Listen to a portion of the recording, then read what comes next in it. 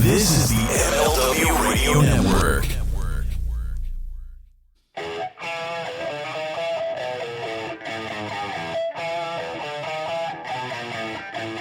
This is the Mind of the Meanie. Here are your hosts, the Blue Meanie and Adam Barnard. Peace, world, and welcome everybody to the Mind of the Meanie, your weekly peek into the world, according to former WWE superstar and ECW original, the Blue Meanie. We'll cover wrestling, music, movies, sports, and lots of useless knowledge, all contained in the Mind of the Meanie. I'm your tour guide, Adam Barnard, and he is a mustache, Blue Meanie. Meanie, what's on your mind?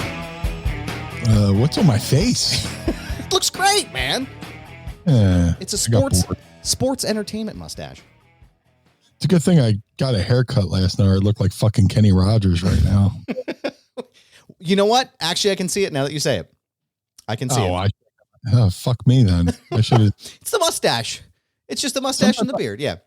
I'll say something. I'll go and somebody will reply not the way I want it. And I go, fuck. That's literally my life, man. Somebody, yeah. I had that happen at work yesterday. So quiet. Somebody was saying to me, they were like, "Oh, you look like so and so." I was like, "Oh, at least you didn't say James Corden." And they were like, "Oh, now that you mentioned it," and I'm like, "Oh, fuck me. Why did I say that?" Me running.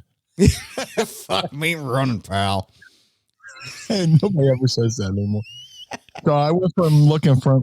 I went from looking from. Like, God damn, I can't even speak.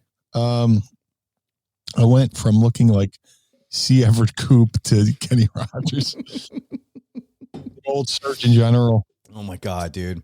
I don't want to look like James Corden, man. I think that's a fucking insult because he's a bell end, but I get that all the time. That's a British slang term, friends. You should go ahead and put that in your Google machine. But we are here for episode 154. We are back again this week. Always a pleasure to see you, Blue. And the Pod Squad is here too. We just had a wonderful conversation in the green room, which is our green room chat before the show starts. So go ahead to patreon.com/mindofthemeanie. Sign up today. You get the show early and ad-free. And guess what? We're working on some cool shit for the Pod Squad right now. So sign up today, get a membership, become a part of this Pod Squad, and see what we're doing on the back end here. Meanie.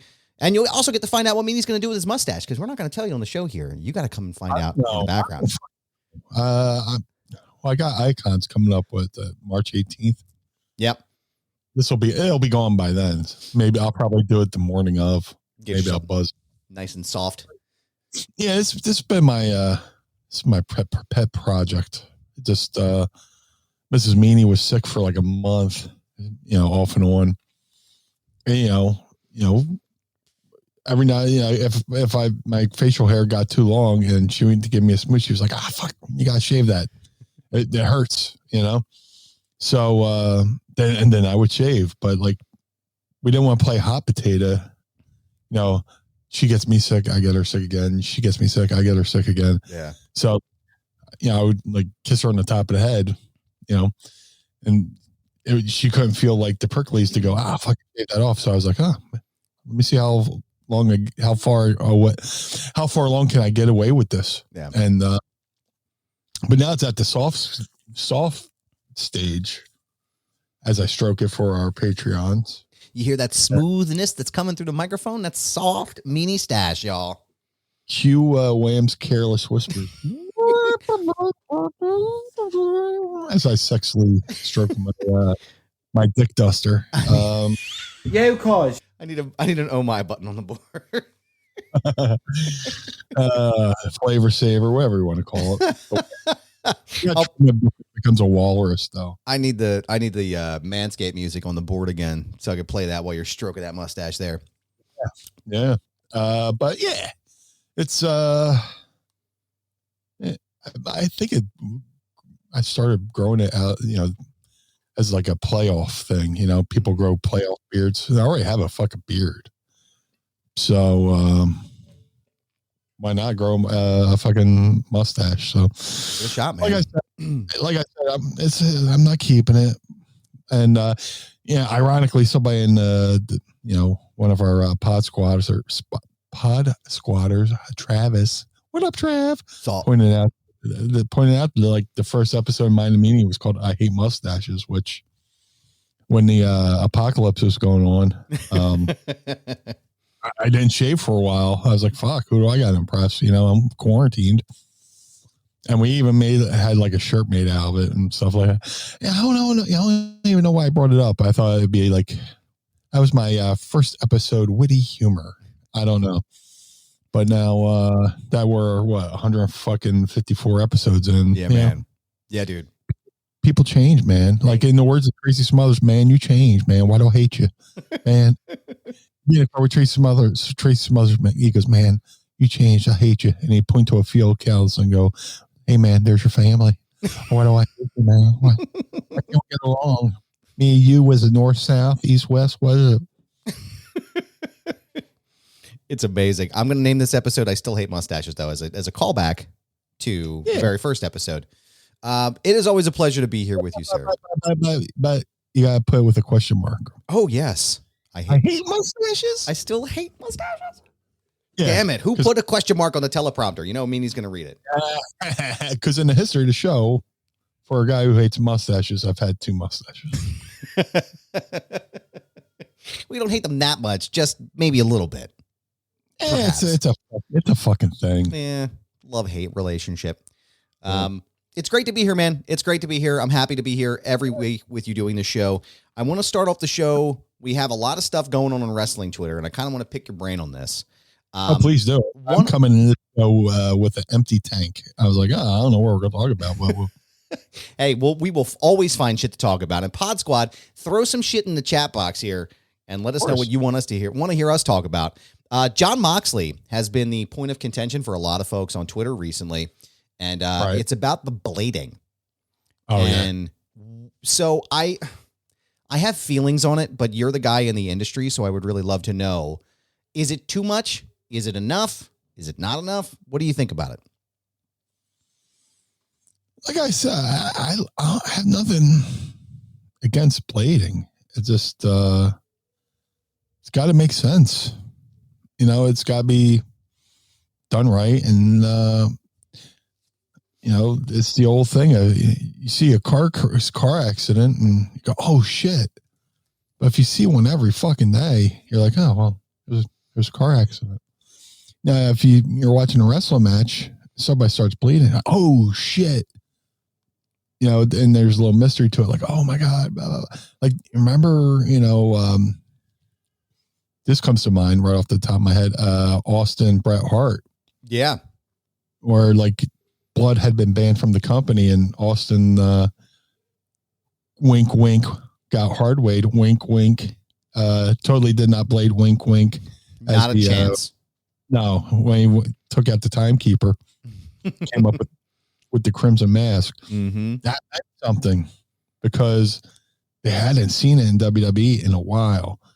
And I'm sure Vince would have been pissed had it not accentuated the story. And eventually they actually, you know, went and put it on a t-shirt. Yeah. But now it's just like, I like Jon Moxley. I'm not saying anything bad. He's an incredible talent. But it's just like, if that's what you've become known for, is the blading a crutch. Right. And that's not taken away from his talent.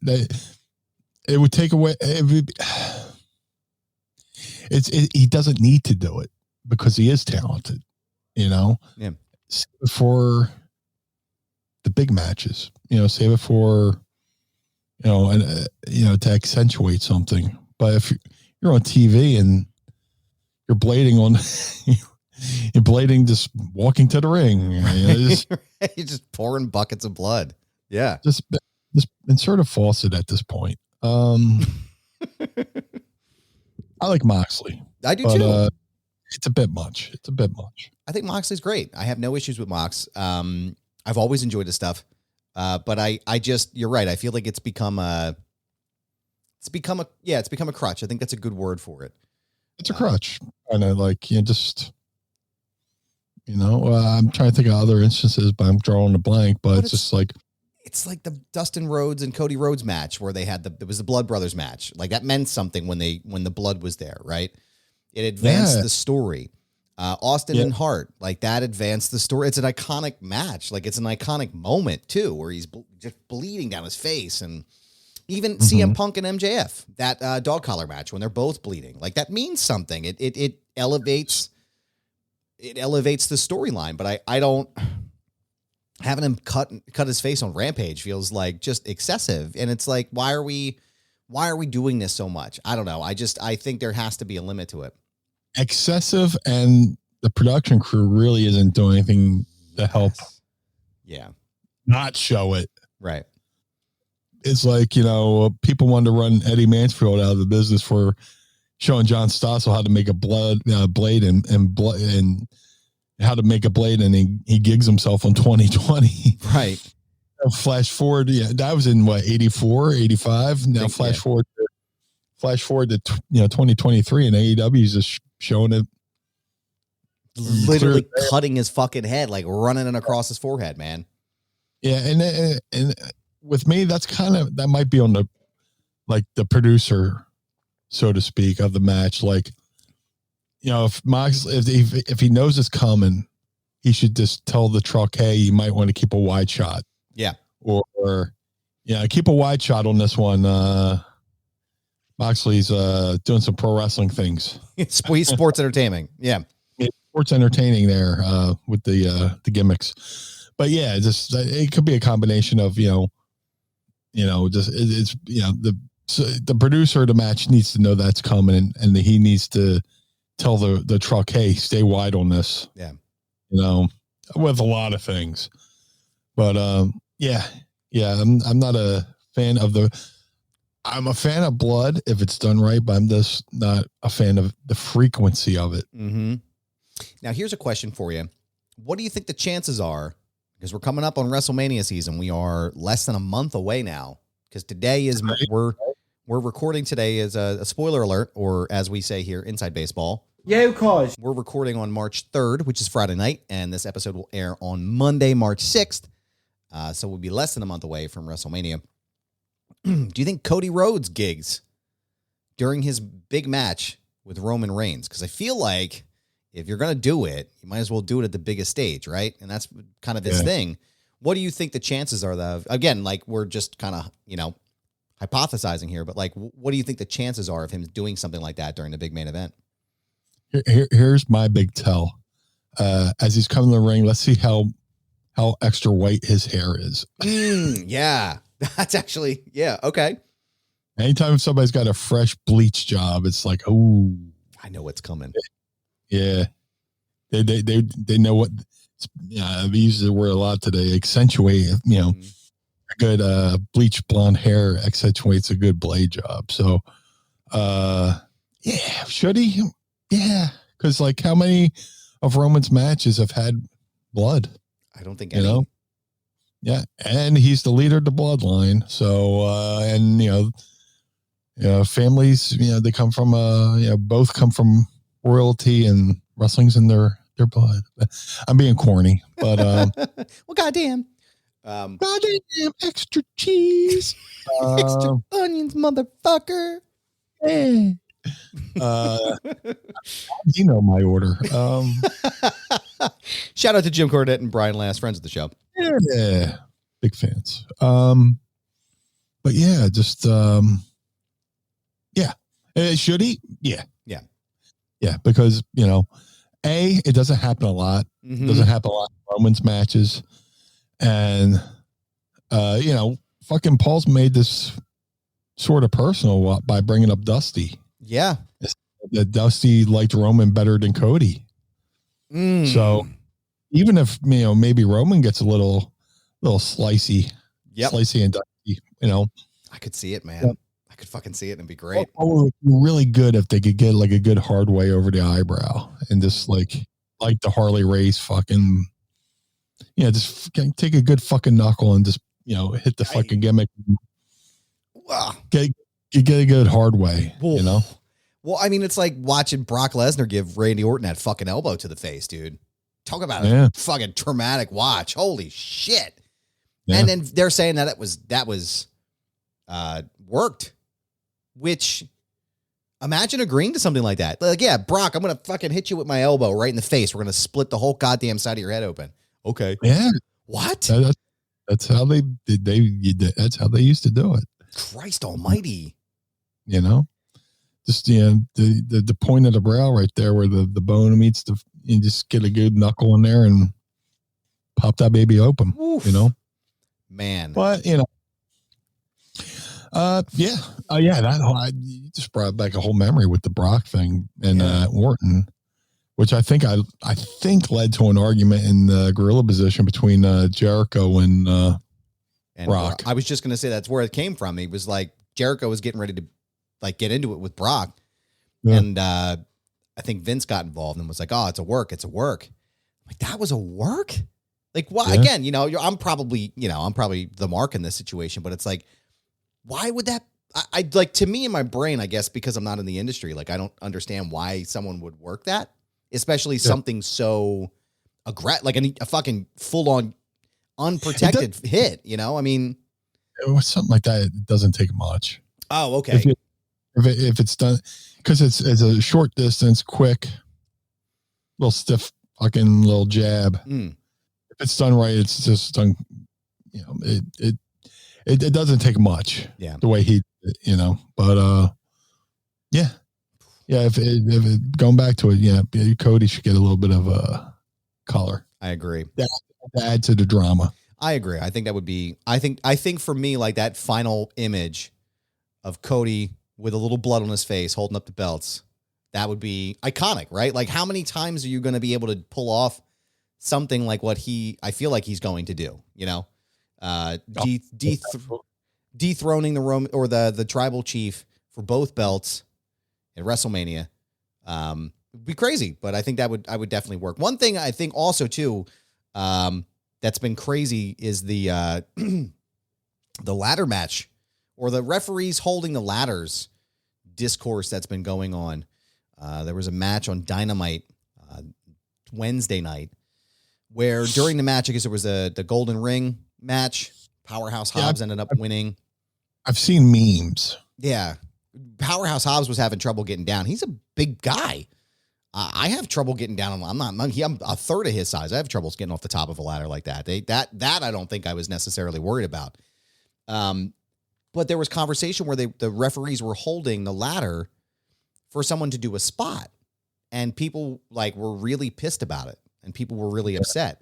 What do you think about, again, could that be more like what we were talking about with Moxley and blading? Could that be more of the production truck causing issues like that? Could that have been something that was done better? What are your thoughts on that? Well, here's the deal. It's like, if the ladder's part of the match and an official's more concerned about, well, then again, that shouldn't even matter. An official should be impartial, right? Right.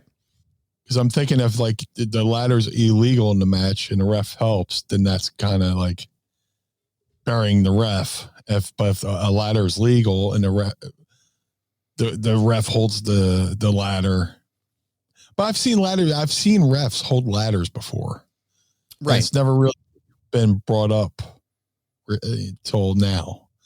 I did see a photo of what was it? 3 refs holding one ladder or something like that. Yeah, it was. I think that's a bit overkill. I can't remember. I don't know if it was Sammy Guevara or if it was AR Fox. I can't remember who it was. Somebody in the group chat will tell me. But they were 3 referees rather were holding the ladder while he was getting ready to do his dive. But then there was a spot where somebody flipped over and a guy full on hit the back of his head on the back of the ladder. It was like, holy shit. Yeah. Oh, I don't know. What are your thoughts on that? Yeah, it's kind of overkill having the 3 officials hold a ladder. If it's one ref and the ladder's legal and they're legally allowed to do stuff with the ladder for the sake of safety, right? I have no problem with it. When you get 3 refs in there and it's just come on. Yeah, what are we doing? Come on. Yeah. You could just use one person to just put a hand on her, or put a foot on the other side, or something like that. Yeah. But 3 refs overkill. 1 ref. If the ladder's legally allowed to be in there, I'll let it pass. But if it's a gimmick where, somebody just brought out a ladder in a regular match and the ref's like holding the illegal object, and it's like, I just saw some clip where some indie show. I don't even know if I even should bring it up, but like it was like a death match thing. Oh, are you talking about the one I'm thinking about? You're talking about the one wrestler had his opponent pressed over his head, and the ref helped light his opponent on fire so he could throw it in the ring. And I was just like,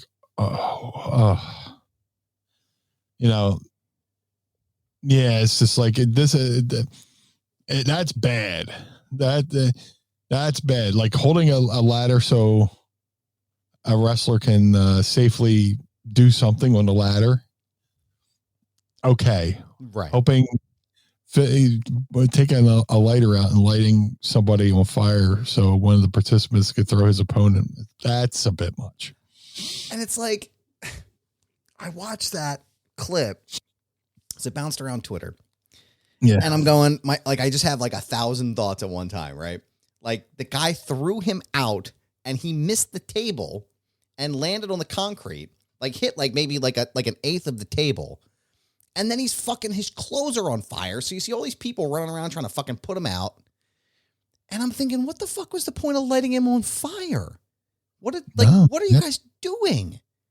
I just like, there were so many questions I had. And then there was the one, it was the women's wrestling match where I don't remember who the names of the women, unfortunately, were. Did you see that clip? Or they were at the top of the balcony and the one woman kicked the other one off and she fell face first into the corner of the fucking ring. Like, there's no way to gimmick that. Brother, that one. How did you feel about that? That one made me a little angry because I hate when like announcers goes, that's the hardest part of the ring.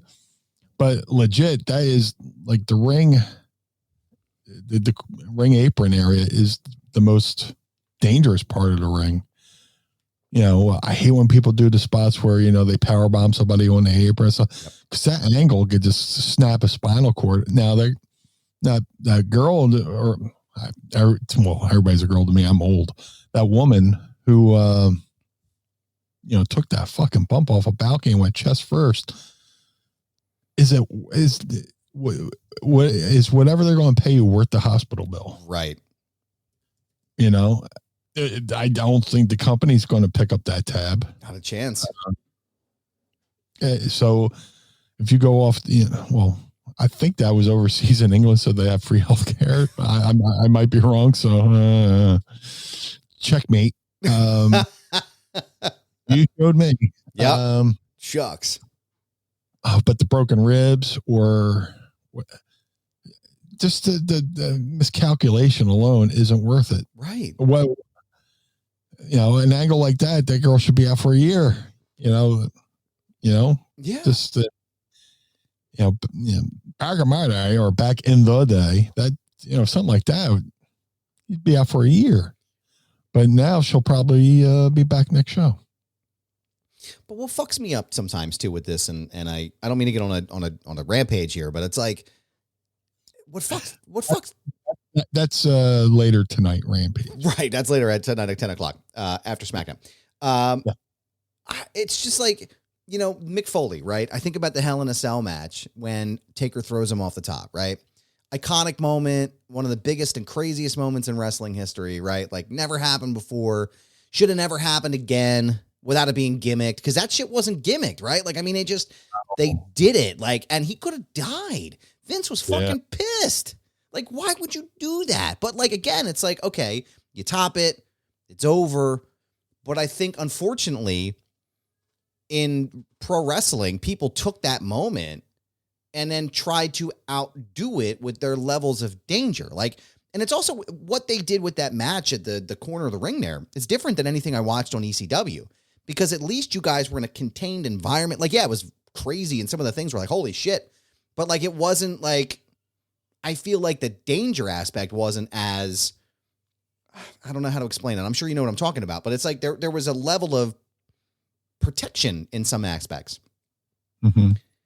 And that, I mean, she just kicked her off the top. Like, she wasn't prepared. She was like literally with her hands back behind her back, and she kicked her. And there wasn't even the forward momentum to go forward to protect herself. And then I'm thinking, holy shit, if she was off by like 2 inches, her throat would have hit the top of the rope. She could have thrown herself back. Like, she could have been dead. Like, yeah. What are we doing here? Why are we doing this shit? It doesn't make any sense to me. There's no payoff. And what do you do to get revenge when somebody does that to you? You literally have to throw them off.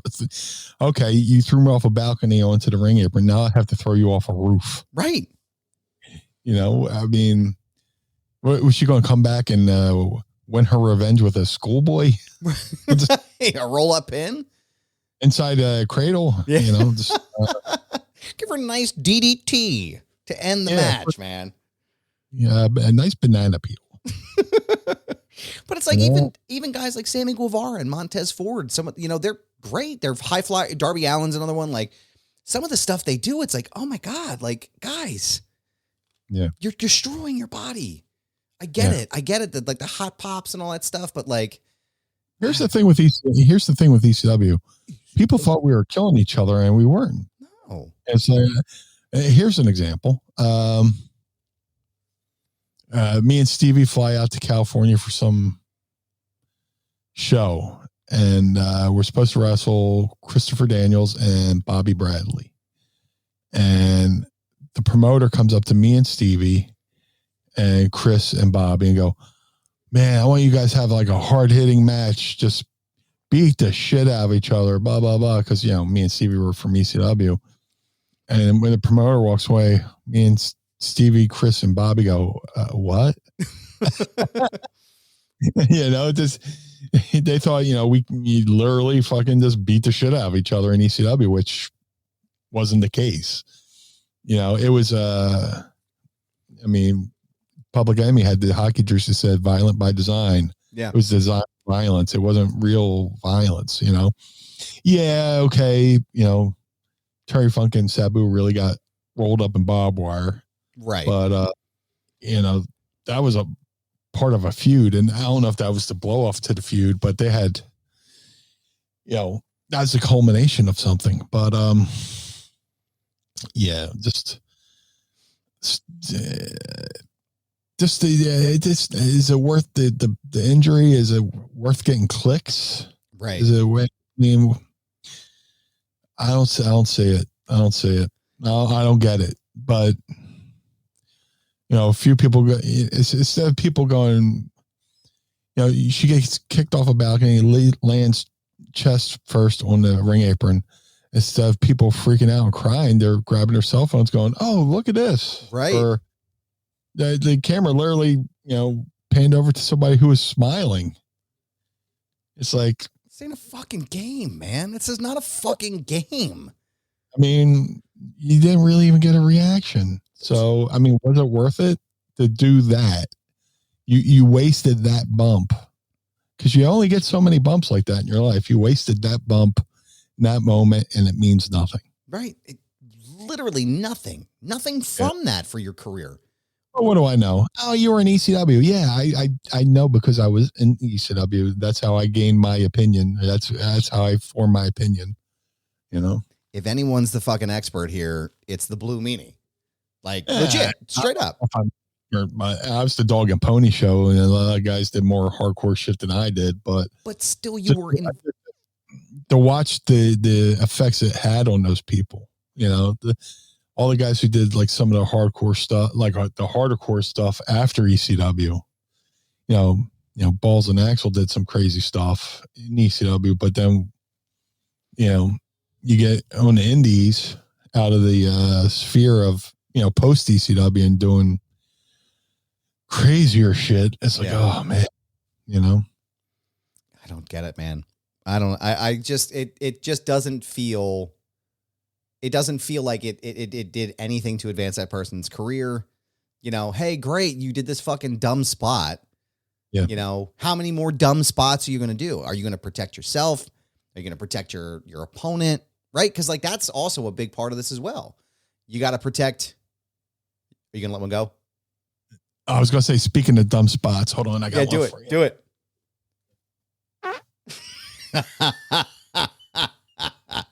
little then trumpet I sit toot. into Little trumpet toot. that's my danger. And now you got to standing up, farting, and then sitting back into the seat where my aunt just was. I was just gonna say you got to fucking just bask in that glory. Meanie. Yes. We have breaking news on this program. Manscaped now sells beard products. That's right. They are once again revolutionizing men's grooming with the brand new Beard Hedger Pro Kit. From a beard... It's crazy, right? From a beard trim to a fresh shave, the technology behind the Beard Hedger Pro Kit allows you to shape your signature beard with your look, Meanie, because Blue Meanie's got that specific beard look. Now you can finally use Manscaped's products to make your drapes match your carpet by going to manscaped.com and using the promo code MindMeanie for 20% off plus free shipping. It's time to tame your mane. No one likes a weird beard, rather. So say goodbye to all your trouble with Manscaped's Pro Beard Kit. Meanie, tell me about your experience so far with Manscaped's Beard Hedger Pro Kit. Well, if there's anything I'm known for besides blue hair is an amazing beard. And I've spent years trying to keep it clean, keep it fresh. And when I open up my package from Manscaped for all those beautiful beard care products, it was like something a dream come true, something I've been waiting all my professional beard care taking life. It is incredible, and that blue beard of yours is going to look great when we're back at Icons this fall, or spring rather, but even in the fall it's going to look great when you use Manscaped's Beard Hedger Pro Kit. It all starts with the Beard Hedger. This thing is a juggernaut of fixing faces. This cordless trimmer has a rotary wheel that gives you 20 hair cutting lengths, all with one guard. So no more messy drawers full of extra add-ons. That right. Face grooming doesn't need to be hard. Get 20 different beard lengths with just one guard. Plus, it's waterproof, so you can shave in the shower to avoid all of that hair in the sink, which is disgusting, especially if you're hairy like me. The titanium-coated T-blade is tough on hair, but smooth on your face, leading to a single-stroke efficiency that brings satisfaction one stroke at a time. And friends, I feel like that's an innuendo somewhere. The Pro Kit doesn't end there. They have created the 4 dermatologist-tested formulations for your post-trim care. First, there's the beard shampoo and conditioner. You need to remember that all of your hair is different, so the beard hair is more coarse and easier to damage than the hair on your head. That's why this kit has made shampoo and conditioner specifically designed to moisturize, reduce ingrown hairs, replace natural oils, and promote beard health rather. So when Meanie is out of the ring, he can wash that beard up, and not only does it go from blue to white, it's going to look healthy, natural, and fresh. Next, the kit has Manscaped's beard oil, an essential piece for your man facial accessory. No one wants a guy whose beard is brittle and dry. The oil relieves dryness both on the beard and the skin beneath, while adding a little shimmer and shine, making you look extra fine. Cap it off with the Beard Balm, a pomade that shapes, styles, moisturizes, and tames for a sculpted look to attract any fellows or dames, depending on which way you go. The Beard Pro Kit also comes with 3 free gifts: a beard brush, comb, and scissors to ensure your beard is ready to impress, and potentially moonsault off the middle rope. So go get 20% off plus free shipping when using the promo code MindMeanie at manscaped.com. It's 20% off plus free shipping at manscaped.com and use promo code MindMeanie. Manscaped Beard Hedger, 1 stroke, 1 guard, 20 lengths, and we thank them, as always, for sponsoring the program.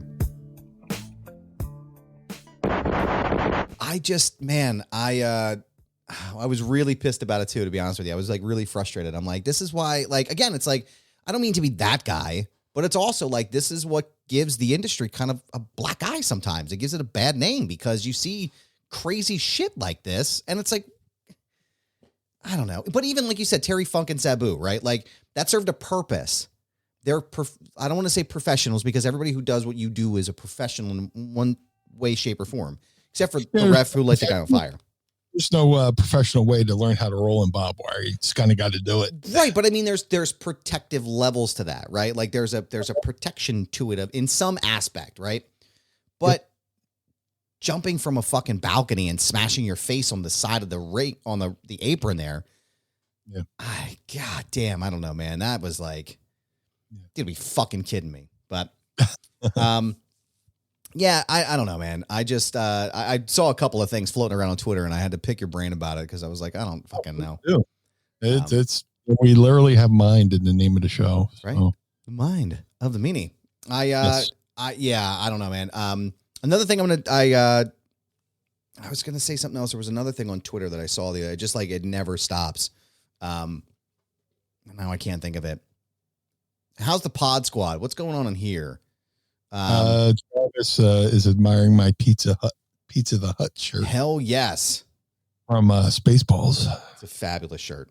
Which you can see if you go to patreon.com/mind of the meanie. You can see it now. Right now, as we're recording live.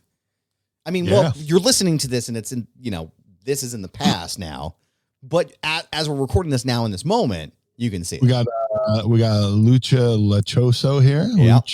Lucha. Vanessa's here too.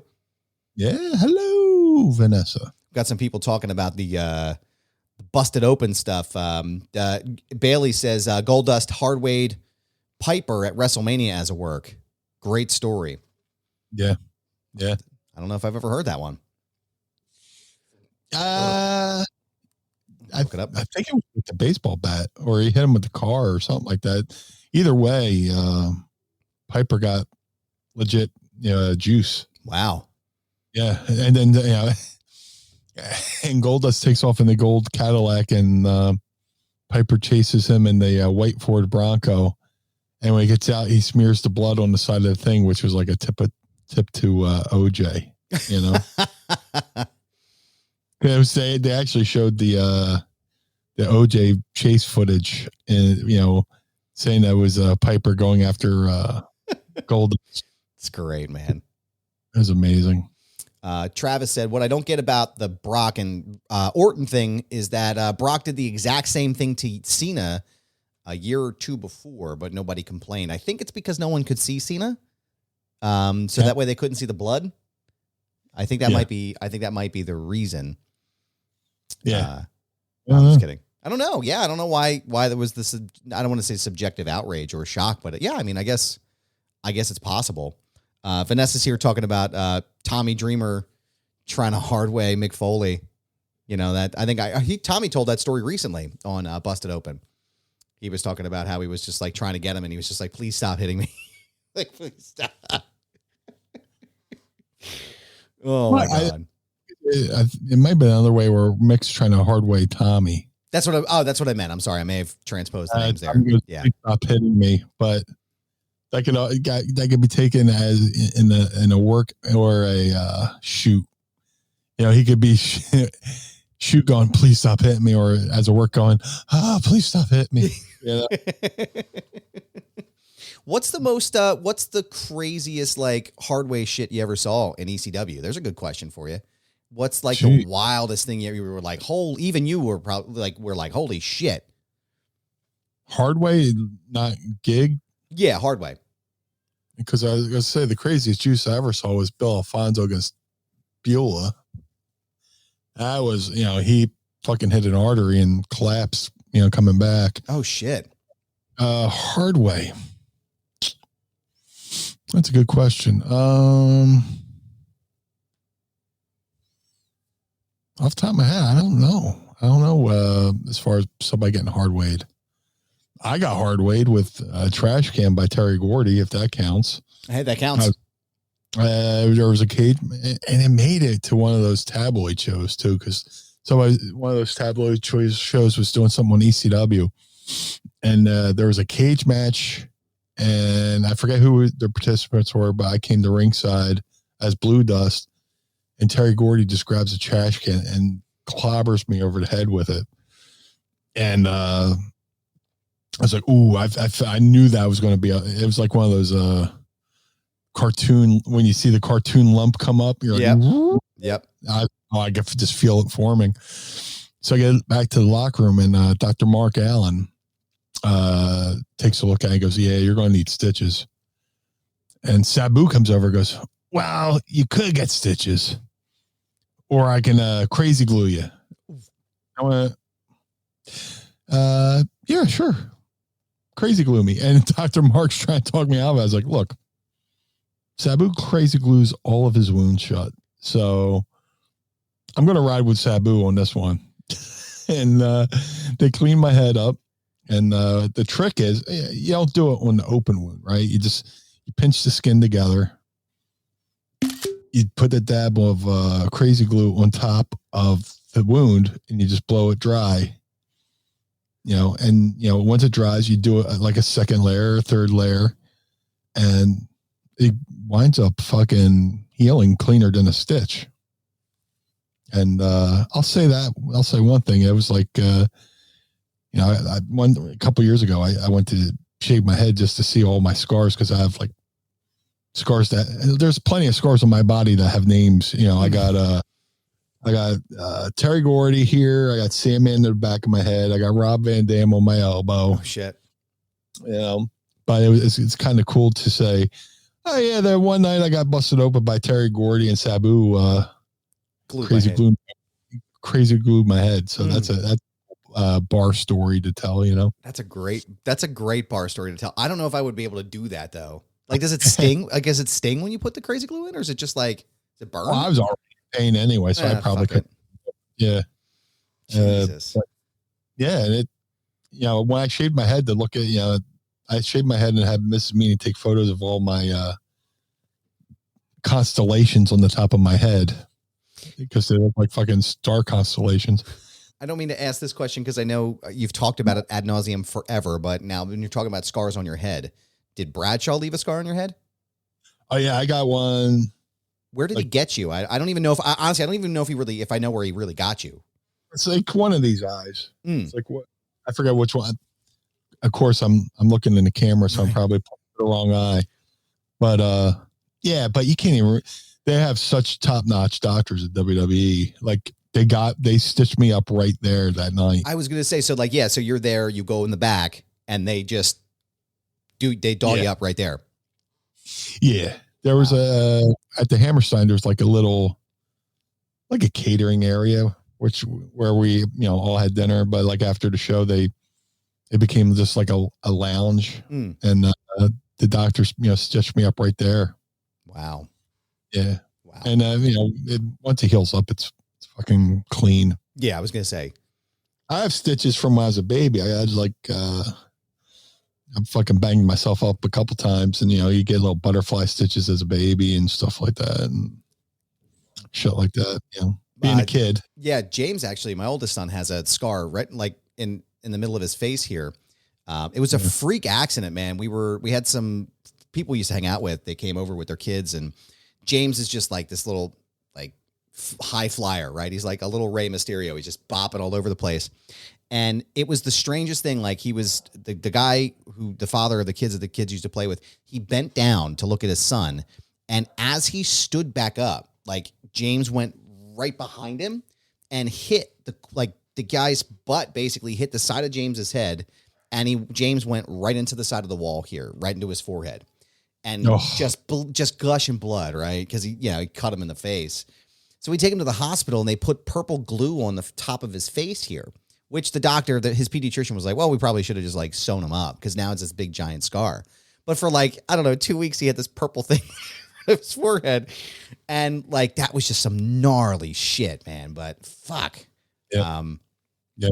Yeah, that could have been a whole lot. But I remember just watching it gush and I'm like, okay, wait, I remember now. It's because it's on his face, right? I use my wrestling knowledge to remember it's on his face. So that's how you're going to look like you have more blood there. But yeah.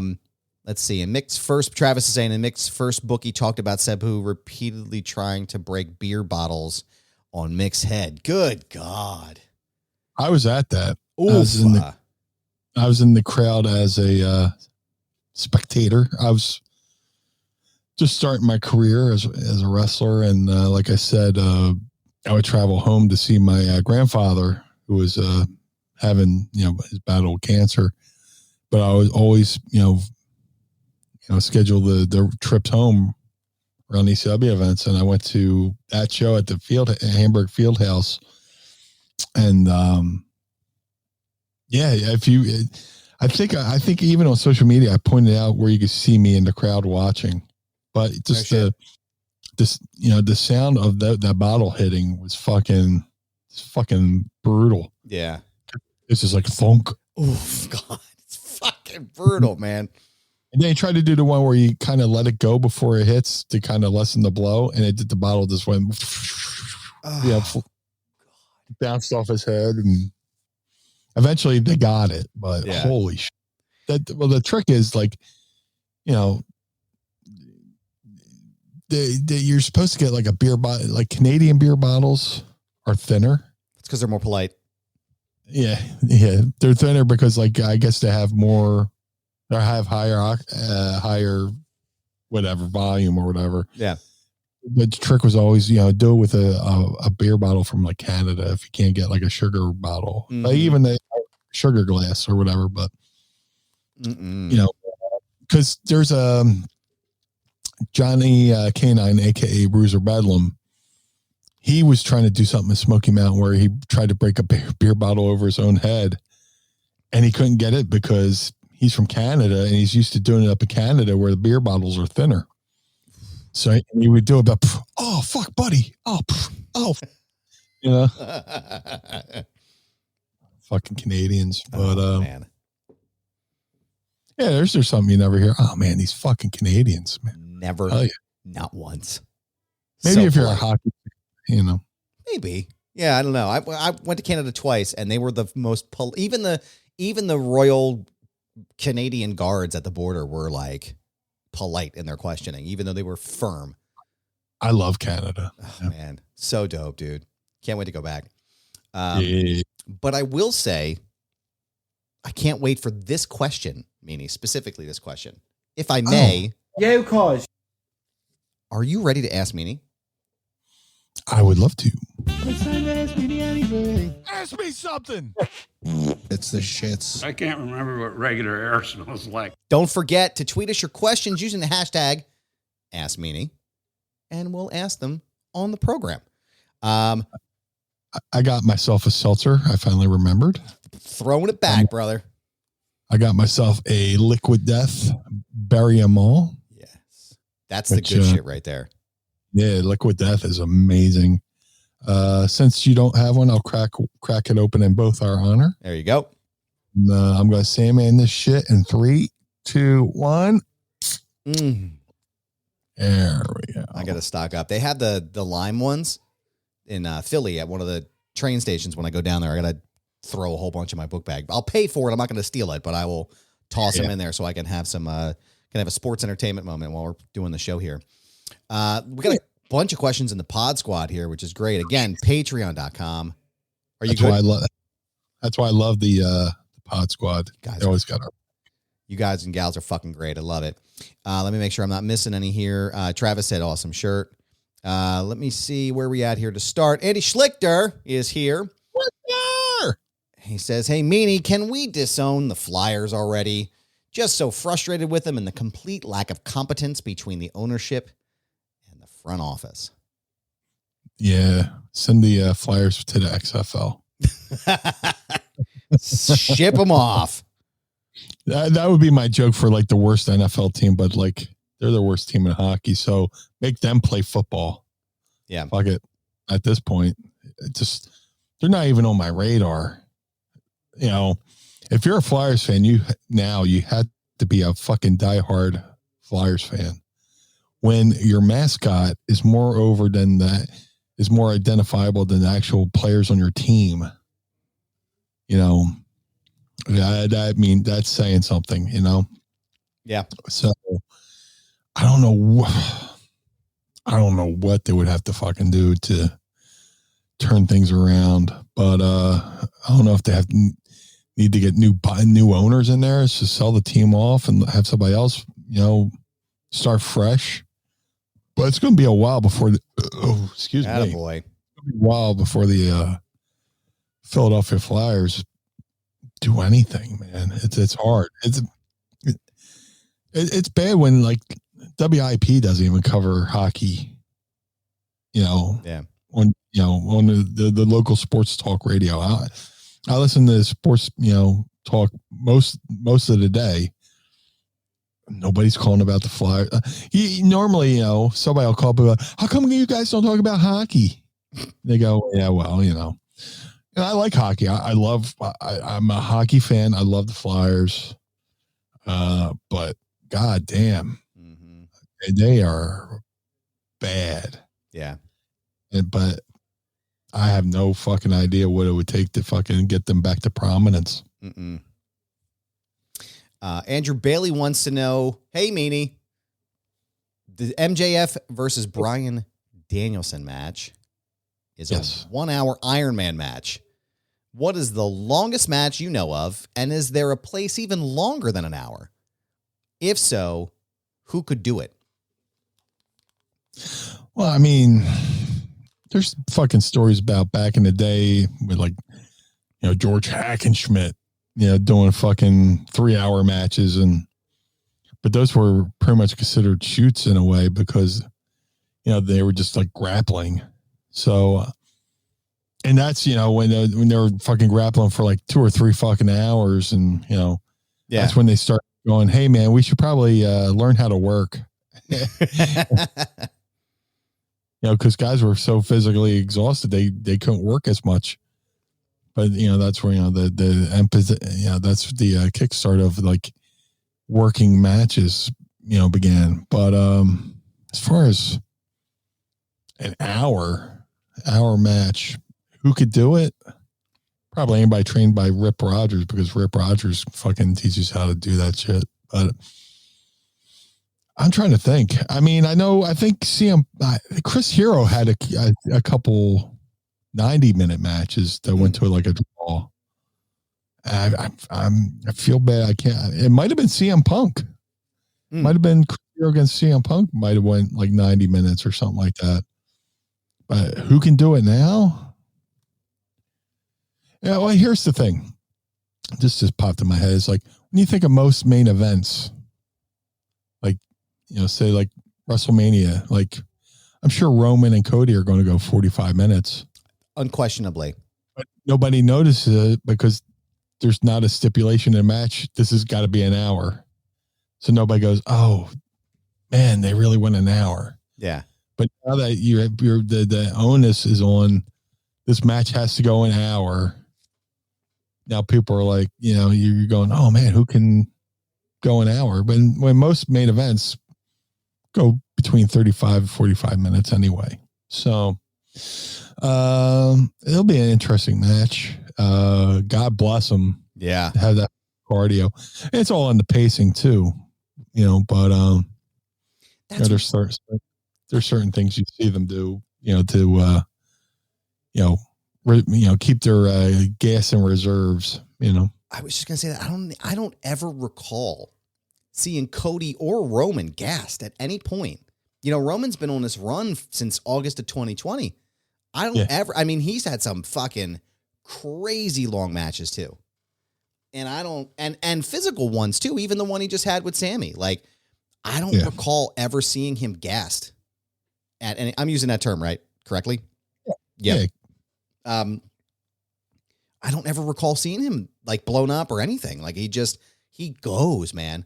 And that's a testament to who, you know, him as a performer as it is. But I couldn't see Roman and Cody going any longer than like 45 minutes. But I could see CM Punk. I could also see like Omega Danielson going the distance. I could see them doing a 90-minute match, but I think it would have to make sense. You know, like it has to have a story behind it.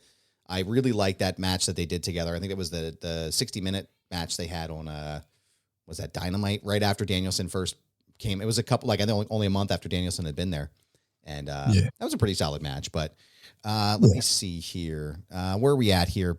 Veterans with Benefits podcast wants to know, do you believe the phrase "Go Birds" should replace traditional greetings back home? What, in Philly? Yeah. I mean, certainly during the Eagle season, that's all we said, you know? That's all you hear. You walk down the street, you go Birds, go Birds. Yeah. Go Birds. Just like politely, go Birds, go Birds. You know, when the Eagles played in London, we were over there wearing our Eagles, you know, gear, and you see other people wearing Eagles gear, you go Birds, go That's Birds. It. Yep.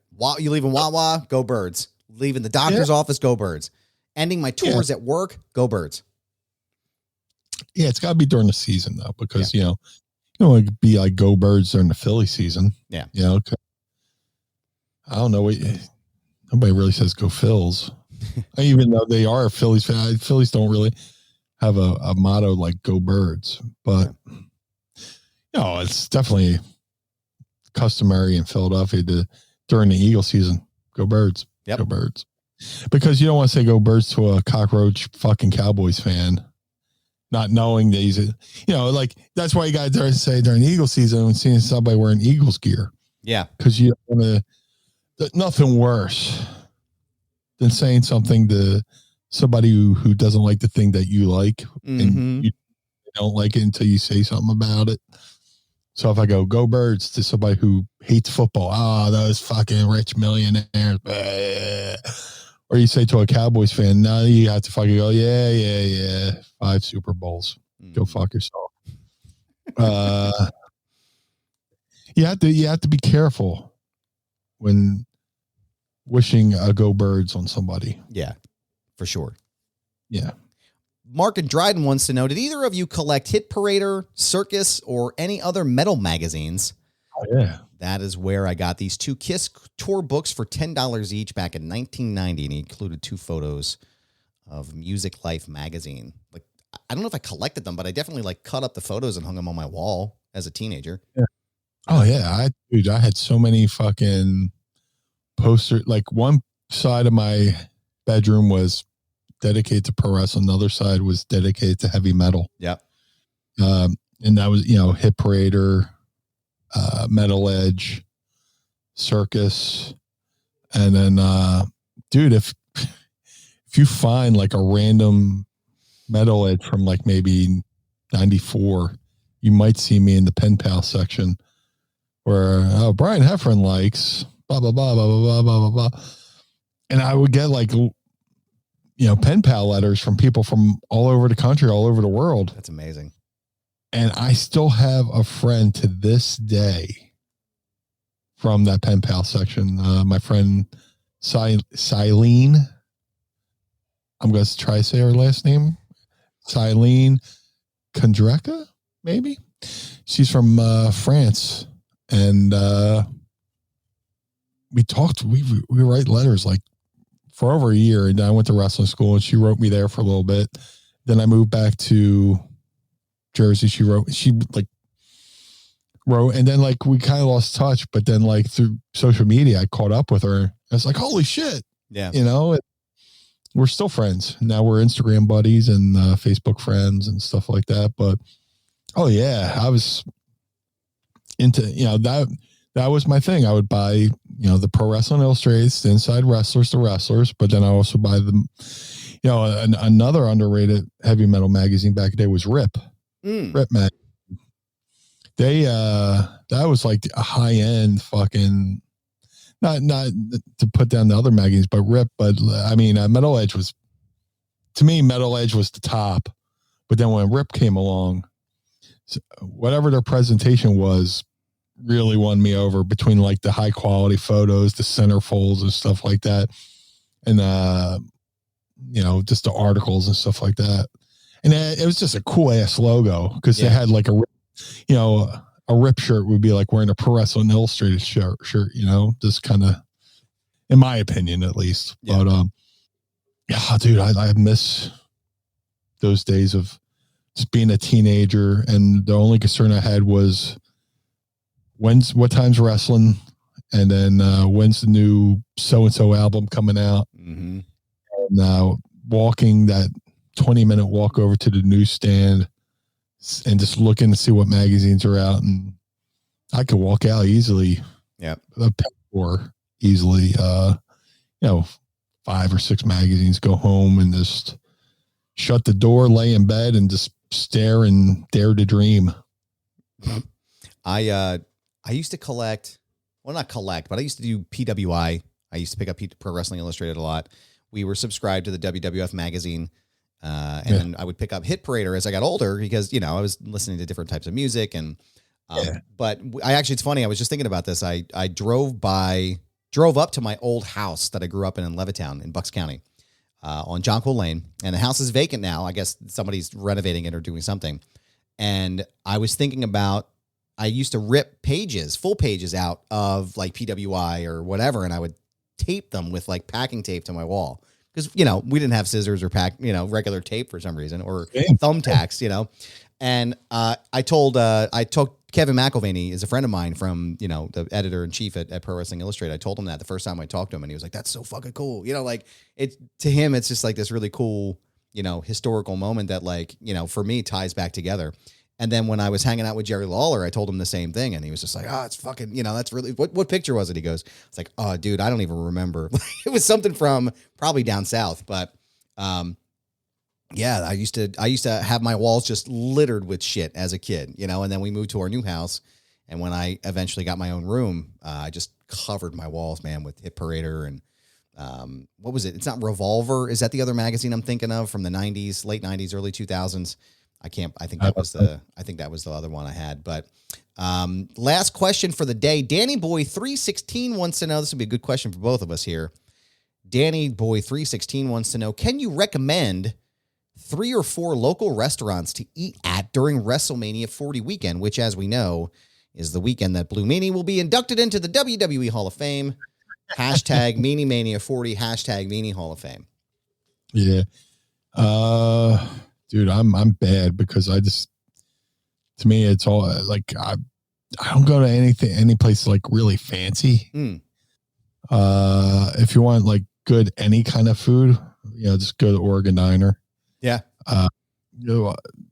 My boy Kerry, who always wears the collar and elbow shirts, front row at every pay-per-view, it seems like he's always at Raw. He's always wearing a collar and elbow shirt. He was in town for Raw 30. He's like, dude, where can I go eat? I was like, the only thing I really can recommend is the Oregon Diner. Because you can pretty much get breakfast anytime. Yep. They got good specials. They got good dinner menu, like any kind of food you can imagine. They probably, minus, Chinese, they have, but you can get breakfast anytime, and then it's right near the arenas, which is key because, like, say you're hungry, you want to go get something to eat before you go to the show. If you're driving, if you got a rental car, you could just drive over there, get something to eat, then drive over to Mania or whatever festivities you're doing. If you're Ubering it, you could just take an Uber over there and then have some dinner and then Uber over to the arena. It's like 10 minutes from, the stadium. Today, me and Mrs. Meanie had lunch at the Oregon Diner today. And then we went over to Lincoln Financial Field to the Eagles Pro Shop to see what they had, over there. So I timed it out. It was like a 10-minute drive. So as far as, if you want a good burger, if you're just looking for strictly burgers, go to Punk Burger. Yeah. That's a good place where you could go in and sit and eat.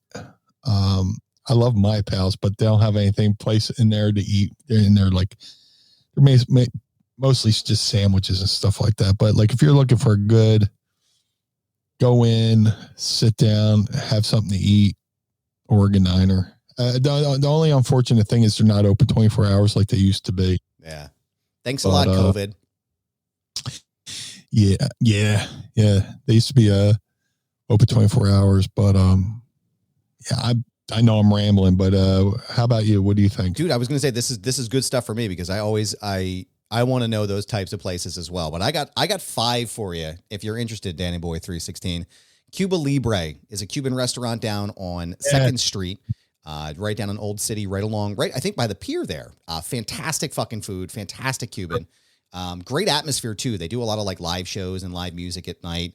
It's a little pricey, but it's definitely worth it if you're here in Philly and if you're looking for food. Like, I don't know how long you'll be here, but it's definitely the place to go. Tallulah's Garden, my wife and I, Courtney and I just had a date night there the other day. It's in Washington Square. Now, Washington Square is like the nicer Rittenhouse Square. I prefer it over Rittenhouse Square. Lots of incredible, like, little coffee shops and restaurants and stuff, but Tallulah's Garden is fantastic. It's a lot of like they have different menus at different times. So if it's down there in April, they'll probably have some spring selection, but it is fantastic. If you're looking for just like kind of an American fare. If you're looking for the best cheesesteak in Philly, again, I don't know if Jim's will be open then. I'm hoping that it'll be available then at this point, but Cleaver's is down on 18th Street, down in Center City. It's more like an upscale cheesesteak place. But again, if you're looking for something that's fantastic and you want like a taste of Philly on a little bit higher end, that's where I would go. I typically am down there like once a month as much as I can go. As far as Italian, Little Nona's is fantastic. That one's also down on 2nd Street as well. Really, really great food. Can't go wrong there. And then my favorite spot in the city, I think Meanie's going to know the answer to this one. It's Federal Donuts. They have the best fucking donuts. I mean, literally, like I have never had a donut this good before. They always have these different fancy donut flavors, which are just phenomenal. They usually tie in the sporting events as well. And they also have like a chicken sandwich, like a fried chicken sandwich, which you're like, holy shit, what am I going to do eating chicken at a donut place? But it's life-changing. So any one of those places, you can't go wrong, pal. So check them out for sure. Another place that just popped in my mind. Here's the thing. You're good for Center City because I avoid Center City like the fucking plague. Yeah.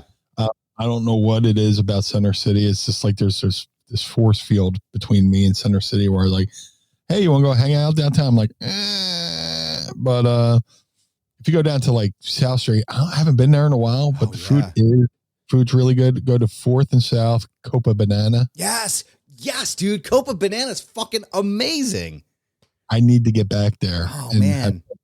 But they have one in West Philly in University City that it's down from where I'm my shoot job right now. We used to go there all the time, man. That place is phenomenal.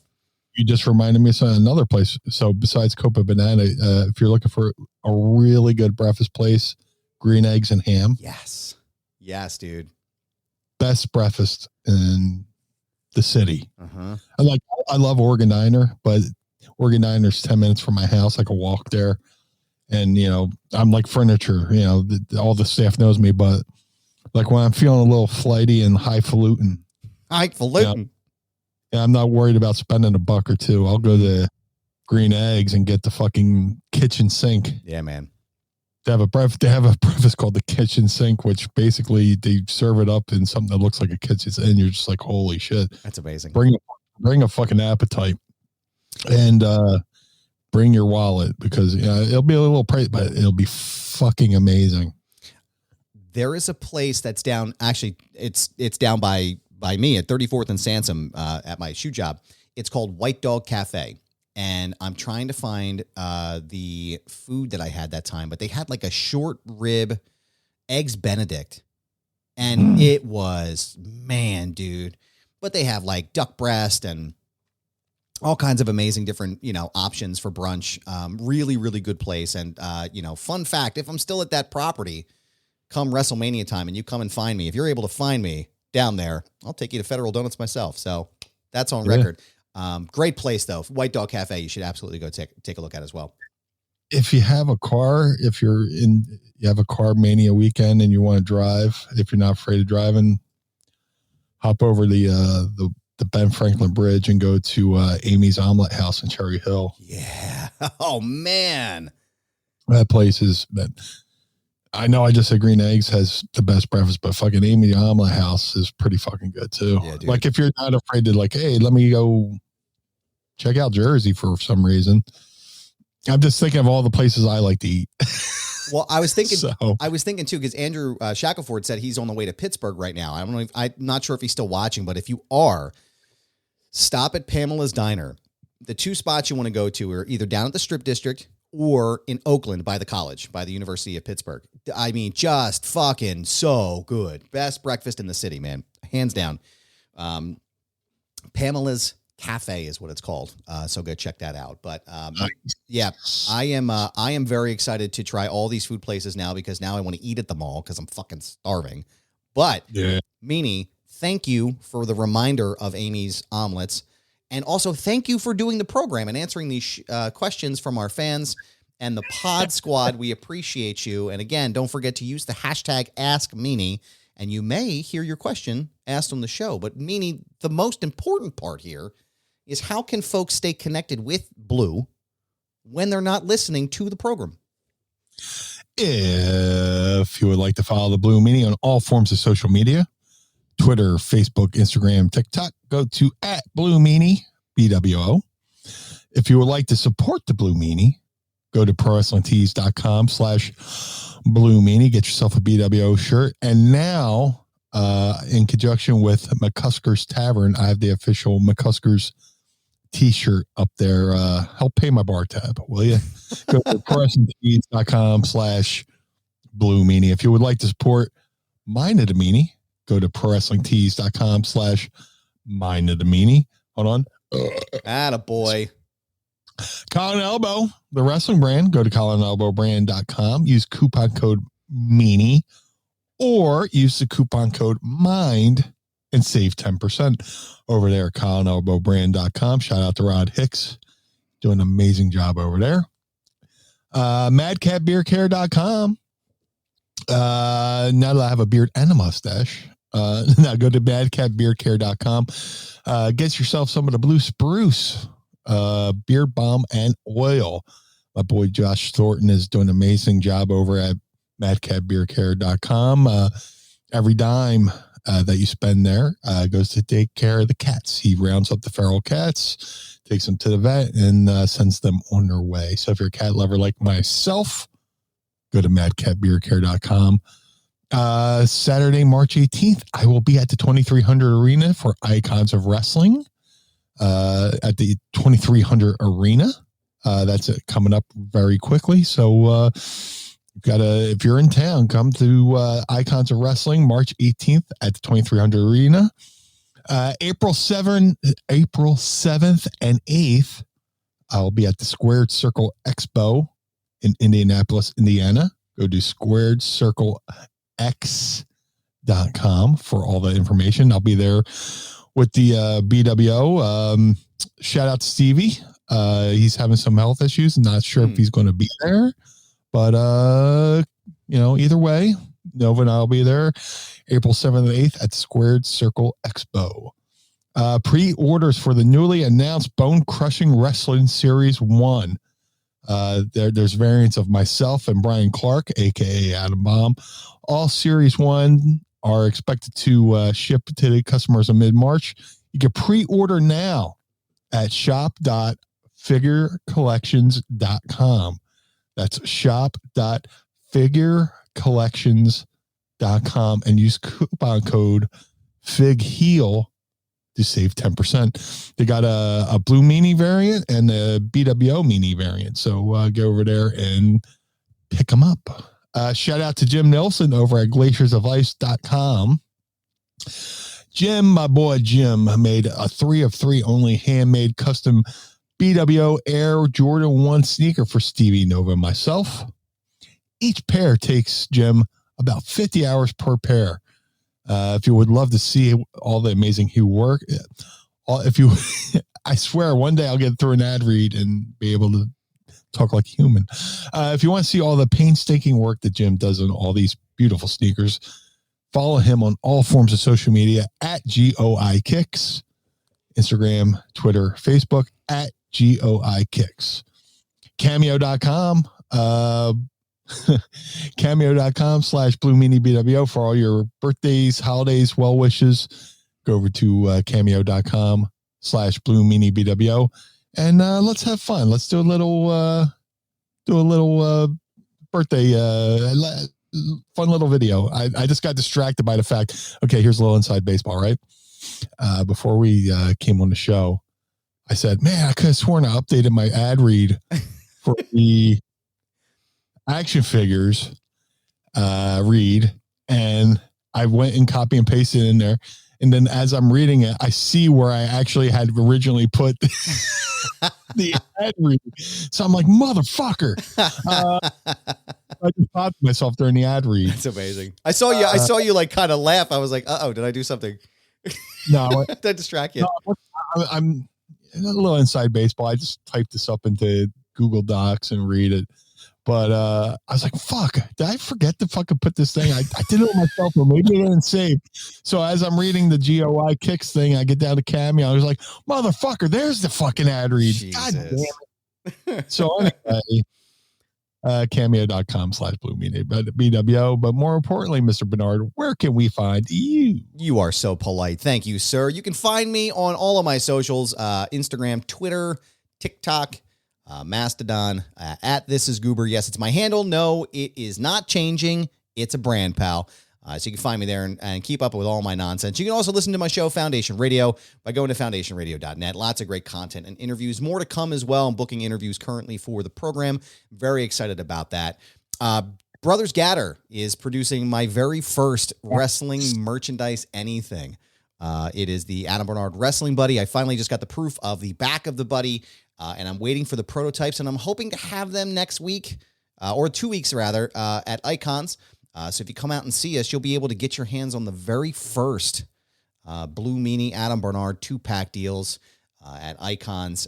So you can, once they're up, I will share them on all social medias. But go and check out their stock right now at brothersgaddor.com. Get yourself a Blue Meanie or a Gigi Allen.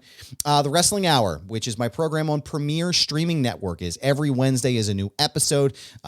This week's episode was Sam Watches Bad Wrestling Poorly, where I made Sam Krebs the executive voice of the show watch the match where David Arquette wins the WCW World Heavyweight Championship. It's the first time we aired that on there. We're going to try to make that a monthly thing, but go over to premierstreamingnetwork.com and sign up today for Premiere Plus, and you get to watch the newest episode plus everything in the archive.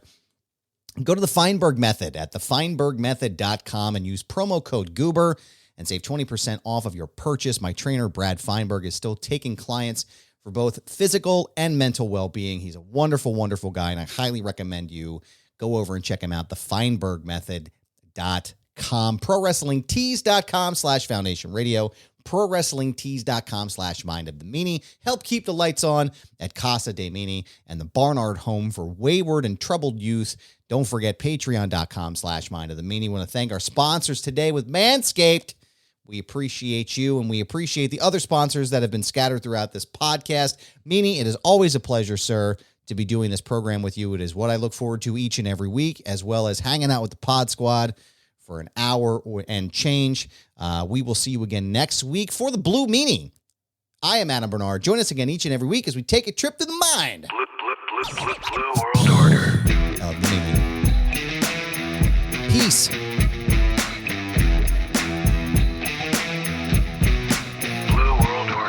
This episode of Mind of the Meanie was recorded and produced by Adam Barnard and was engineered by Carl Pinnell. Additional production and narration provided by Sam Krebs. Our executive producers are Josh Chernoff, Adam Barnard, and the Blue Meanie. Our opening theme is performed by the Swamp Candles. Our closing theme is performed by Chikara. The show contains original music produced by Enrichment. Get additional bonus content by becoming our patron on Patreon at patreon.com/Mind of the Meanie. And follow us on Twitter and Instagram at Mind of the Meanie. This has been a Butts Carlton media production in conjunction with the MLW Radio Network. Butts Carlton, proprietor. Blue World Order. Dad, why is Blue Meanie's brain out? The world of MLW Radio never stops.